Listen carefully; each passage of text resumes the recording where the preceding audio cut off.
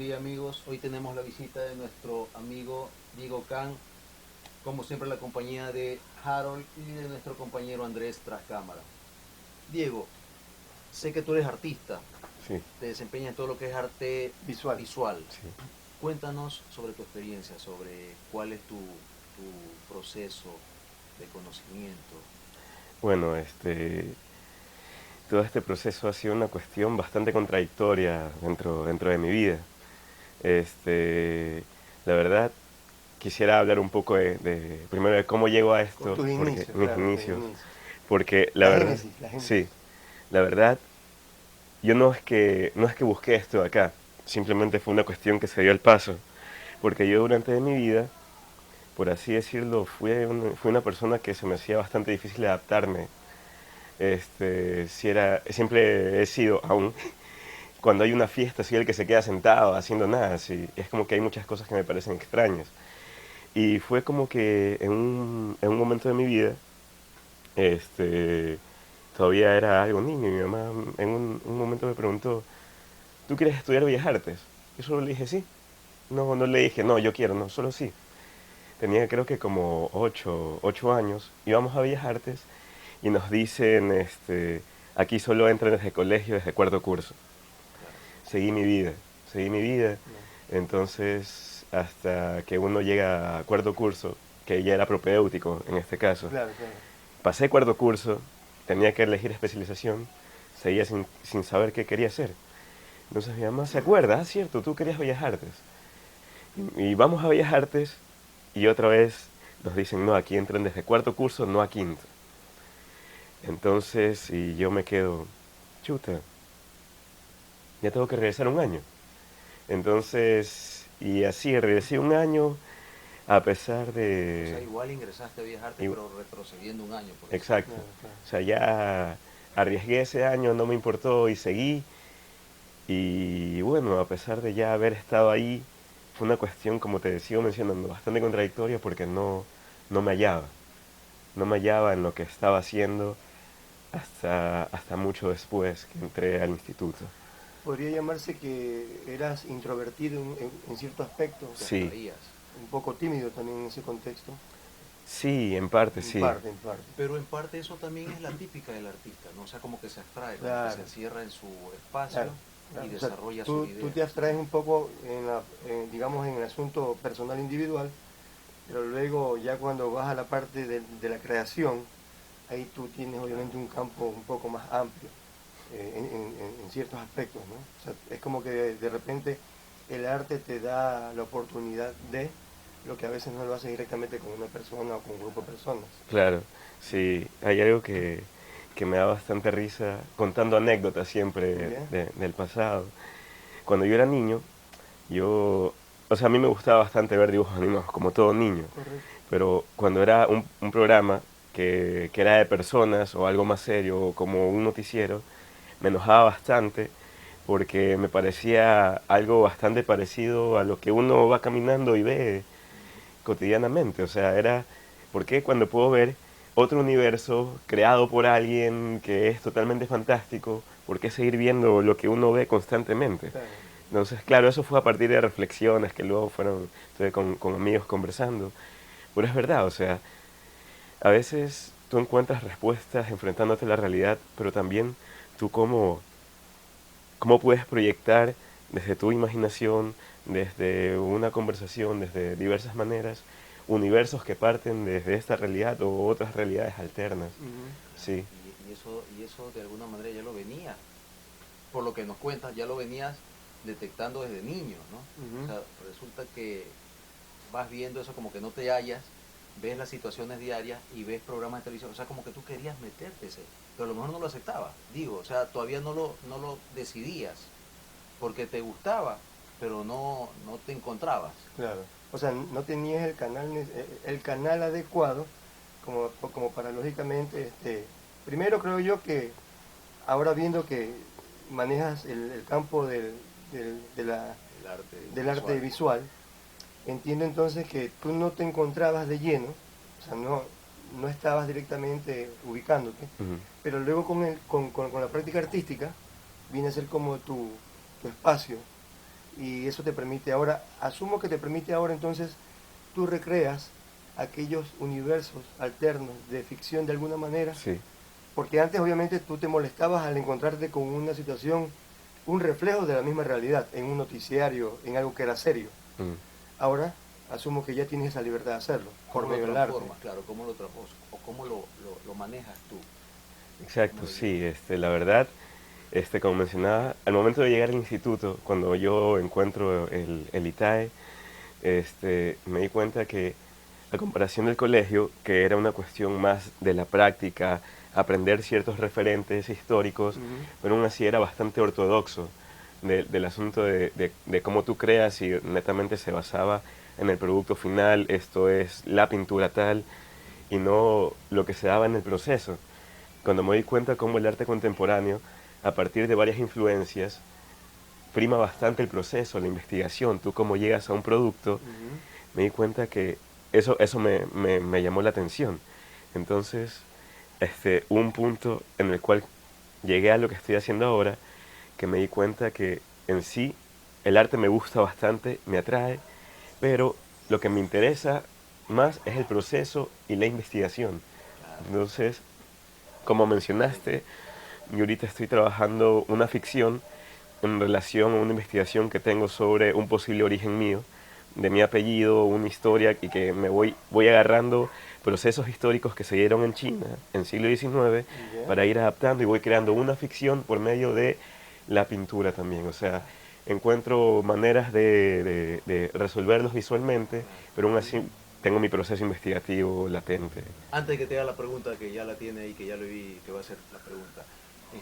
En ese proceso tú estás manejando cosas que son reales, o Sí. sea, bases reales para a lo mejor transformarlo a la ficción o a la fantasía, digámoslo así, ¿no? Pero es en base, y yo pienso, por lo general, si hablamos de pintura, si hablamos de historias, las que pesan son las que tienen bases reales, ¿no? Las que tienen un Sí, contexto basado en la realidad, en algo histórico. claro. Esas son las que más... O sea, en este caso viene a ser un estudio Claro, propiamente, sin desapegarte de algo ficciónico o de algo surreal, por decirlo así, y sin salirte del esquema que puede ser, claro, el asunto técnico o a veces cierta dinámica que el arte convencional que todavía se sigue manifestando, claro, de repente no tiene, digamos, un alcance o sigue siendo un poquito ortodoxo, como tú lo mencionas, pero creo que de todas maneras, en su momento oportuno, buscando lo más adecuado, Ujú. ayuda en un contexto, ¿no? Es verdad. De todas maneras, todo eso a ti te permite ahora ser más analítico, te permite ser más investigador en ese contexto, y no por ser más o menos artista en ese punto, es todo lo contrario. El arte a ti te permite como embullirte, inclusive dentro de esas necesidades, que ahí sí ya hago la pregunta, pues, ¿no? Y creo que Mm. ya coincidimos, porque el asunto del apellido Can, ¿no? Y ahorita aprovecho para decirles, aquí el compañero Diego es el hijo, para que ustedes lo sepan, de nuestro compañero Andrés Can. Tenemos la oportunidad de ahorita pues hacerle la entrevista. Por si acaso, no nos equivoquemos, no es que estamos haciendo abuso de la condición del director y trae a su familia acá. No, por favor, no es así. Pero sí es meritorio, porque como hablamos hace un rato, la entrevista anterior que tuvimos con el sobrino, entonces sí, hay una vena familiar artística que se vincula desde todos los ámbitos que tiene que ver con la comunicación inclusive. Andrés Campos, él es comunicador desde la parte técnica con todos los equipos y él viene trabajando hace mucho tiempo atrás. El sobrino es guionista, está dentro del mismo campo o tiene mucho que ver con el campo de la comunicación. Y aquí pues Andrés Can, aquí Diego, que tiene que ver con la parte artística, artista visual, que lógicamente va con la misma línea, ¿no? Entonces es muy importante entender esa parte. Y ahí yo sí iba con la pregunta, porque a mí sí me inquieta, y en buena hora que tú estás trabajando el asunto. ¿Cómo es esto de la temática de tu apellido? Tú me cuentas que es del siglo XIX. ¿Cómo así? ¿Qué te dio por tener esa particularidad? ¿Por qué el asunto de tu apellido? ¿Por qué esto de indagar un poco más? No todo el mundo lo hace, hay que ser concreto. No todo el mundo sabe el principio de su árbol genealógico, por decirlo. O de repente vinimos a algún momento, obviamente hay esa movilidad entre culturas y simplemente nos despegamos, o sea, perdón, nos desapegamos. ya, yo ya vine a un nuevo espacio territorial, no quiero saber nada de mi antecedente. ¿De dónde nace exactamente esa curiosidad tuya? Bueno, la verdad, al principio era de cierta manera un desapego, ¿no? Porque siendo rasgado, obviamente te dicen chino, chino, chino. Cuando yo era niño mi mamá me contaba, y luego yo me acordé, que cada que a mí me decían chino, me decían, chinito, chino. Y yo no soy chino, yo soy Diego Can, yo no soy chino. Yo me enojaba, sí, yo me enojaba porque quería tener mi propia identidad, o sea, y no soy chino, o sea, la idea genérica del chino está latente, soy chino. Entonces, Pero tiene que ver con el hecho de alguna cuestión racial inconscientemente. claro, Inconsciente. obviamente, Ya, sí. ya. Entonces, al comienzo era ese mi desapego, pero luego fue como que ya uno va creciendo, uno va Claro, asimilando ciertas correcto. cosas. Y la verdad, todo esto, esta cuestión de cómo ya me voy acercando más a buscar sobre mi apellido, es en el colegio y es bastante gracioso porque ahí prácticamente parte mi seudónimo, que es Van der Kank, que es una mezcla de Van der, de esta terminación que se da en los Países Bajos, Ujú. holandeses y todas estas cuestiones, Correcto. que quiere decir proveniente de o hijo de. Ah, Ujú, Entonces, claro, Wander, y Kang correcto. obviamente, mi Tu apellido, mi apellido, descendencia. correcto. Entonces, un tiempo que yo jugaba fútbol. Y es muy gracioso esto, porque el Manchester United, un equipo inglés, ¿Ya? su arquero era Van der Sar, ¿ya? Entonces yo me ponía a tapar y me decían, Van der Sar, así, ya. Entonces yo comencé a molestar que existía la dinastía Van der Kank. Ya, todo Bien, fue bien. molestar con esto. Y así se dio. Así se dio. Yo cuando iba a clases me enseñaban sobre Da Vinci y él tenía este ocultismo en su manera de escribir y en todos sus apuntes. Y decía, no, la verdad es que él escribía de esta manera porque la dinastía Van der Kank le hacía ciertos pedidos de información que no podían ser revelados al público. Porque estos elementos que él creaba no había la tecnología suficiente para la época para crearlos, entonces era una cuestión para futuro. No debía ser revelado, debía estar oculto. Entonces teníamos que usar estas dinámicas y se comunicaban con él y que haga las cosas por estos medios. Entonces yo comenzaba a hablar tonterías realmente. O sea, Sí, o sea, está bien, porque la claro, tontería te genera a ti, o sea, te conviertes en un personaje. sí, correcto. O sea, vienes a tener como el alter ego, como en tipo cómics, ajá, y eso, mira, o sea, te da tu identidad, y vas trabajando con tu propia identidad, pero con tu propio alter ego, y mira, o sea, eres funcional en ese aspecto como artista, tienes tu propia identidad artística, ya no solamente como seudónimo, porque entonces estás haciendo un enlace. O sea, tú dentro de tu propia dinastía, claro, la sacaste de una parte ficciónica, pero tiene que ver mucho. Claro, tiene que Porque ver con la inclusive, realidad. o sea, ya dejándonos de bromas en el contexto, ¿no? ujú. Habíamos conversado con Andrés algún rato, o sea, el apellido Khan, ¿no? Y se dice pues que, ¿cómo era el bárbaro? Genghis Khan. Claro, y entendemos que se supone que dentro de la historia el linaje es uno solo.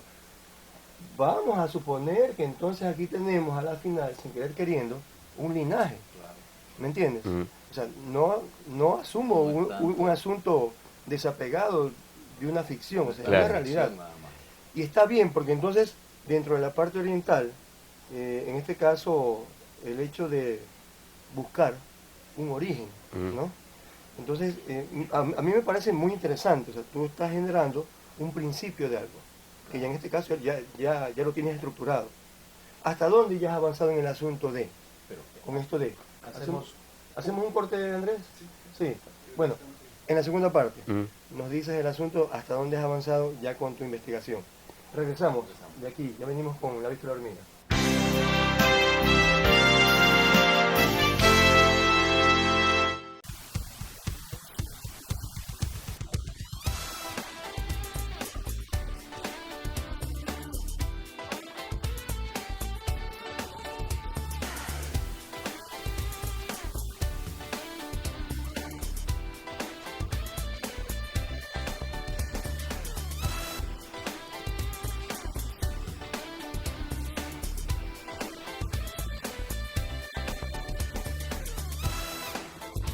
Entonces eso para el guionista es muy importante. O sea, yo primero veo la escena y después la escribo.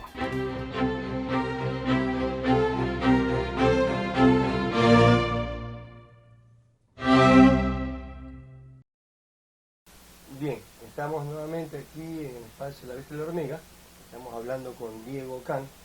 La pregunta anterior era, en el trabajo que estás haciendo, en el tiempo de investigación sobre el origen del apellido Can, ¿hasta dónde ya lo llevas realizado? ¿Y de qué manera ya esto, con respecto a tu obra, ya cómo la estás trabajando? Claro, la verdad, la investigación netamente en cuanto a mi origen, por así decirlo, el apellido Can, no lo he tomado como prioridad directamente, Ya, sino en ubicar los procesos migratorios que se dieron de China a América. allá. Entonces, estas problemáticas que se dieron en China desde las guerras del opio, que fue cuando Europa toma control de China económicamente y se dan una serie de reformas en las cuales hacen que el opio se comercialice y bueno, se deteriora bastante la escena en China. Hubo bastantes rebeliones contra el imperio, entonces yo voy ubicando estas rebeliones, apropiándome de esa historia y entonces tratando de ubicar ciertos hilos históricos para crear esta ficción. Ya, perfecto. Entonces yo lo que hago es, paralelo a esto, ver cómo llegaron estas olas de migraciones también acá a América. Entonces muchas de estas olas de migraciones llegaron acá a América y los chinos trabajaron en lo que es las redes ferroviarias acá en América, en muchos países.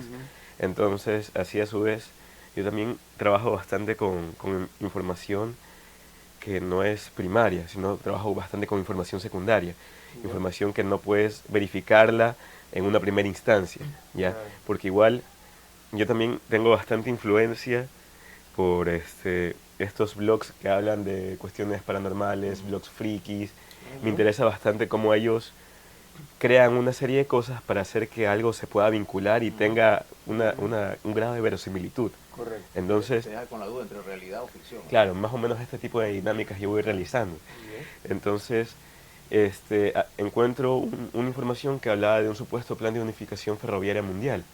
Entonces yo a esto lo voy poniendo en paralelo con un proceso que se dio en China de un imperio que se formó paralelo a las guerras del opio, que era el Reino Celestial de la Gran Paz, que era dirigido por un tipo que profesaba ser el segundo hijo de Dios, que movió buena parte del sur de China, logró un imperio que económicamente ya estaba logrando ciertas cosas y estuvo casi en contra de tumbar al imperio.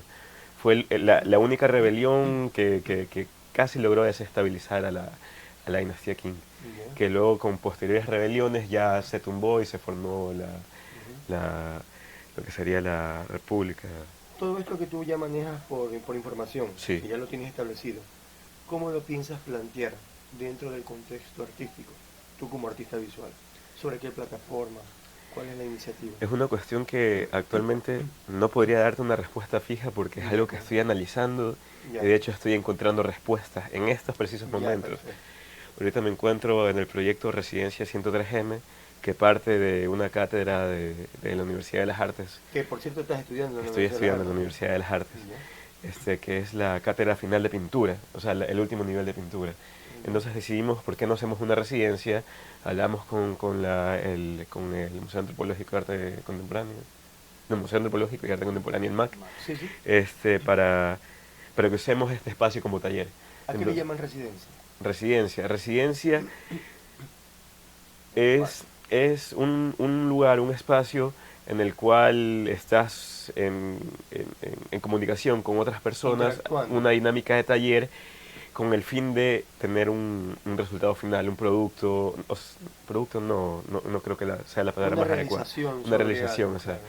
establecer tu proyecto, Ya, ¿ya? perfecto. Y que tiene muchos procesos de reflexión y este tipo de cuestiones. Pero directamente con el público. O sea, obviamente esto es mostrado al final. Correcto. O sea, Sí. pero eso no tomamos residencia como una exposición en sí, ¿no? O sea, no es una exposición solamente de Exhibición, de vendría cuadros, a una ser. exhibición, sino que va a haber algo más. Una exhibición del proyecto. Exhibición. O sea, Se ve el proceso. por ejemplo, han habido residencias en las cuales el resultado final es mostrar los apuntes que se dieron durante toda la investigación. Ya. Entonces puedes ver O sea, apuntes. todo eso es válido inclusive dentro del aspecto artístico, ¿no? Claro, sí. Te sirve Entonces como puede, para- puede ser la revisión de todos los apuntes etnográficos que se dieron en la investigación de un barrio en el centro de Quito. ¿ya? Porque allá hay un espacio donde se dan bastantes residencias. Entonces, por citar un ejemplo. O sea, volvemos a lo anterior, a lo que tú mencionaste. Hay un tipo de información secundaria que no siempre el público lo conoce. Claro, Entonces el arte ayuda con este tipo de escenarios a recrear, obviamente, y que el público pueda tener información de eso también. Pues. claro. Y que de alguna manera viene a ser investigación, pues, ¿no? O sea, Es estás mostrando la investigación. investigación. Es investigación. Estás mostrando la Propiamente. investigación Claro. realizada. Lo que hablamos hace un rato también, ¿no? El asunto de la investigación. Tomando en cuenta la premisa, tú eres artista visual. ¿Qué es lo contemporáneo? O sea, dentro de esto de artista visual, no necesariamente si te ubicas en algo, ¿no? Sino que cómo se amalgama esto. Lo del arte contemporáneo, si vale el arte conceptual y el arte clásico, por decirte, lo que normalmente conocemos por bellas artes, todo eso. ¿Cómo se amalgama? O sea, ¿hay conflictos o no hay conflictos? ¿O dónde incide la parte importante? Yo realmente considero que hay bastante prejuicio, porque lo que pasa, volvamos al pasado, o sea, Renacimiento, vanguardias, el artista estaba sea en su taller, sea por el pedido que le hayan hecho, pero estaban trabajando con una serie de elementos referenciales, hasta conceptuales, si se podría decir, Correcto. que estaban dentro de la obra, que estaban inmersos, ¿ya? Ajá. Entonces, son una serie de dinámicas que hasta cierto punto no se alejan de cómo se está produciendo ahora. Entonces, este tipo de reflexiones en cuanto a semiótica, reflexiones en cómo yo puedo modificar el lenguaje para poder transmitir cierto mensaje, por así decirlo. Sí, sí. Entonces, las dinámicas no son muy distintas en ese punto. Lo diferente es el grado de transdisciplinariedad que hay ahora, ¿ya? Pero el asunto es que en los tiempos de ahora no hay alguien que te pueda decir qué es lo que está bien o qué está mal. De hecho, si nos ponemos a hablar en términos exactos del lenguaje, si es que hablamos de arte contemporáneo, todo lo que se esté produciendo en la escena ahora entra dentro del arte contemporáneo. Pero obviamente están los discursos dominantes y están los discursos que quedan en segundo grado. Claro, entonces también está las prácticas más reflexivas, como las prácticas que son más directas o que no entran dentro de este campo tan Experimentales, intelectualmente hablando, o sea, más desarrollado. Tiene algo que ver esta premisa de que la historia era escrita por quienes ganaban la Claro. batalla, o la historia la escribían quienes dirigían o gobernaban en ese momento. Y tenían el poder. Tiene el en ese momento. contexto algo que ver también en la parte artística, me imagino. Claro, sí, o sea, la cuestión es que los discursos predominantes se van dando también por relaciones económicas, o sea, prácticamente como todo en el mundo se va dando por las relaciones económicas. Entonces, muchos de los discursos dominantes se van dando por cuestiones que van primando económicamente en el mercado del arte. Entonces, si algo que se esté consumiendo bastante, por ejemplo, hay hay un artista que produce una serie de objetos, no recuerdo exactamente el nombre, si era Damian Hirst, que él hace un objeto que es un cráneo hecho de diamantes. ¿Ya? Entonces, y él puede poner toda una reflexión alrededor de esto, pero en realidad este objeto intelectualmente es precioso porque hay mucha gente que ya lo está valorando, que está dando su aprobación para esto. Entonces, como te digo, económicamente se van creando discursos hegemónicos en los cuales esto puede ser mejor que esto acá, Claro. o algo puede ser censurado de cierta manera porque no es pertinente en lo que Claro. está en boga. Lo que tú estás reflexionando, en la actualidad, ¿se puede hablar entonces que eso puede ahora marcar tendencias también? ¿De Sí, alguna manera?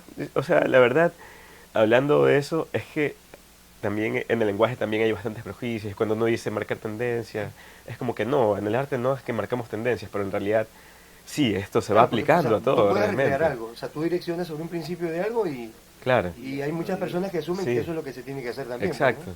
Sí, entonces están las personas que simplemente comienzan a replicar el mismo discurso. Ya. Dicen, no, o sea, esto es lo que está bien y así es, y es lo que se va dando en academias, en institutos, hasta dentro de la misma universidad, sí, se van dando este tipo de problemáticas. Ya, ya. Sí. Y dentro de tu experiencia, por ejemplo, cuando tú estudiaste, Sí. si hay ese campo donde tú desarrollas tu creatividad o a lo mejor tu experimentación dentro del arte que te deja la libertad para que tú puedas crear tu línea o crear tu forma de mostrarlo. Siempre y cuando tengas un referente o a lo mejor un significado de lo que estás haciendo, poder justificar lo que haces. Sí, la verdad, o sea, eso era bastante interesante durante el proceso del ITAE, que digamos que se te exigía ciertas cuestiones, ¿ya? Pero al rato de la hora tú defendías tu postura, ¿ya? Digamos que siempre pasas por la etapa en la que, no, esto es lo que está bien, y luego viene alguien más que te dice, mira, eso no estaba bien, esto está bien. Pero luego viene tu capacidad de reflexión y tú dices, no, esto está bien, pero los elementos que yo agarro de eso, no necesariamente, yo no tengo por qué reproducir ese discurso. Entonces tú creas tu propia postura, dialogando con otro tipo de cuestiones, y ahí es realmente lo rico de dónde parte esto, cuando tú ves una heterogeneidad de procesos creativos en los cuales tú estás inmerso y es muy interesante dialogar y seguir en un ambiente de trabajo. De con alguna este. manera creas tu criterio, pero con conocimiento de base, o sea, Claro. tienes eso, ¿no? Claro, o sea, en este caso es importantísimo el asunto de la experimentación, pero que te signifique, Claro, porque entonces realmente ahí está el aprendizaje.